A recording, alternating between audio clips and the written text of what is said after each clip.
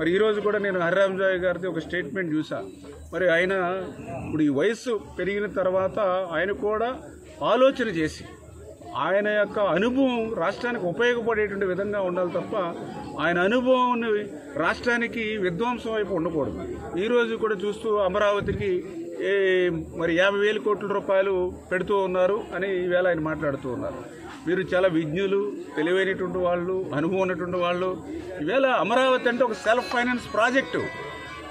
ఏదైతే జగన్మోహన్ రెడ్డి ఏది మాట్లాడుతున్నాడో మీరు అదే మాట్లాడుతూ ఉన్నారు.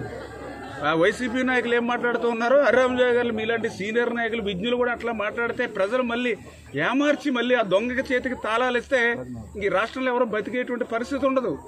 అమరావతి ఈవేళ సెల్ఫ్ ఫైనాన్స్ ప్రాజెక్ట్. అది ఈవేళ ఒక చిన్న లాఠీ చార్జీ లేకుండా, ఒక పోలీసు ఇన్వాల్వ్మెంట్ లేకుండా ప్రపంచంలో ఎక్కడా లేనటువంటి విధంగా 33,000 ఎకరాలు ఈవేళ ల్యాండ్ పూలింగ్లు ఇచ్చారంటే అది చంద్రబాబు నాయుడు గారి పరిపాలనా దక్షత, ఆయన మీద ఉన్న నమ్మకం. మరి ఆ రోజు జగన్మోహన్ రెడ్డి ఏం చెప్పాడు అసెంబ్లీలో? అమరావతిని స్వాగతిస్తున్నాను, 30,000 ఎకరాల పైబడి రాజధానికి ఉండాలని చెప్పినటువంటి పెద్ద మనిషి అధికారంలోకి వచ్చాక ఏం చెప్పాడు? అమరావతి కాదు 3 ముక్కలు అన్నాడు. పోనీ 3 ముక్కల్లో ఎక్కడైనా ఒక్క ఇటుకి నువ్వు పెట్టావా? అప్పుడు హరిరామజోగి గారు ఎందుకు ప్రశ్నించలేకపోయాడు?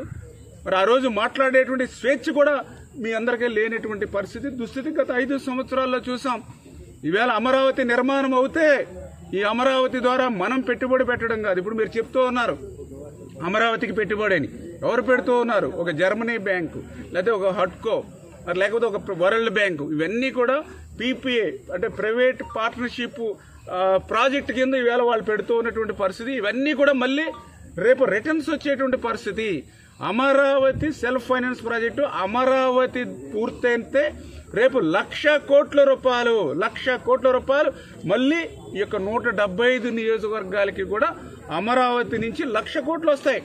రాజధాని నుంచి మళ్ళీ రాష్ట్రానికి సంపద వస్తుంది. అది చంద్రబాబు నాయుడు గారి సృష్టి. ఎందుకంటే ఈవేళ హైదరాబాద్ ఉంది, ఈవేళ తెలంగాణ మిగులు రాష్ట్రంగా ఉంది అని అంటే ఆ తెలంగాణ రాష్ట్రానికి 61% మరి హైదరాబాద్ నుంచే వస్తుంది. మరి అటువంటి ఒక హైదరాబాద్, ఒక బెంగళూరు, ఒక ముంబై, ఒక చెన్నై లేనిటువంటి రాష్ట్రం ఈవేళ ఆంధ్రప్రదేశ్ రాష్ట్రం. అటువంటి రాజధాని ఆంధ్రప్రదేశ్లో ఉండాలి. మళ్ళీ ఆ యొక్క సంపద మళ్ళీ ఆంధ్రప్రదేశ్ రాష్ట్రానికి పంచాలి, పేదలకి పంచాలి, సంక్షేమం ఇవ్వాలి, అభివృద్ధి ఇవ్వాలి, యువతకు విద్య, ఉద్యోగ, ఉపాధి అవకాశాలు కల్పించాలి.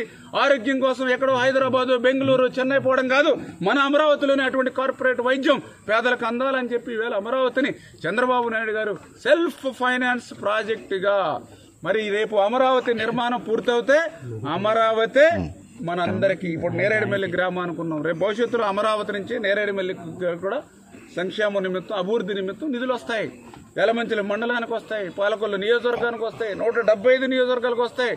1,00,000 కోట్లు రేపు అమరావతి పూర్తయిన తర్వాత ఆంధ్రప్రదేశ్ రాష్ట్రానికి వచ్చేటువంటి పరిస్థితిలో మరి వాస్తవాల్ని కప్పిపుచ్చి మీ ఉనికిని చాటుకోవడం కోసం అవాస్తవాలు మాట్లాడొద్దని చెప్పి పెద్దలు గురువర్యులు జోగి గారు కూడా హితవు పలుకుతూ ఉన్నారు. మరిన్ని వీడియోస్ కోసం ఛానల్ ని సబ్స్క్రైబ్ చేయండి. లేటెస్ట్ అప్డేట్స్ కోసం వాట్సాప్ ఛానల్ ని ఫాలో అవ్వండి. ఆ లింక్ డిస్క్రిప్షన్ లో ఉంది.